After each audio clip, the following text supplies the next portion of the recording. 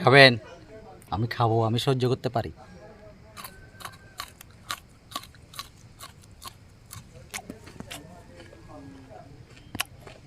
সেই স্বাদ।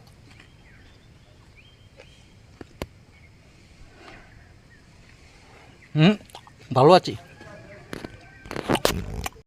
বাহ বাহ বাহ বাহ বাহ বাহ, সেই স্বাদ, স্বাদের কোনো তুলনাই নেই। তো আমি তরমুজটা বাজার থেকে এনে কনফিউশনে পড়ে গেলাম যে বন্ধুরা, যে তরমুজটা কি লাল হবে না মিষ্টি হবে। এটা কনফিউশনে থাকার পরে তরমুজটা খাওয়ার পরে আমি তরমুজের সাথে হারিয়ে গিয়েছি যে ফল আল্লাহ তাআলা এত মিষ্টি দিতে পারে, কল্পনাহীন। কিন্তু দেখতে পাচ্ছেন যে তরমুজটা এত টকটকা লাল। তরমুজের ভিতরে মধু বললেই আমার মনে হয় যে মধু বলতে হবে। দেখছেন আমার সন্তানও খাচ্ছে, খুব আনন্দ করে করে খাচ্ছে। যে এরকম তরমুজ ওর বাপদাদার সদ্য গোষ্ঠীতেও খাই নাই, এরকম বোঝা যাচ্ছে। তো আমিও খাই নাই, এই সিজনে অনেক তরমুজ খেয়েছি কিন্তু এটার মতন মিষ্টি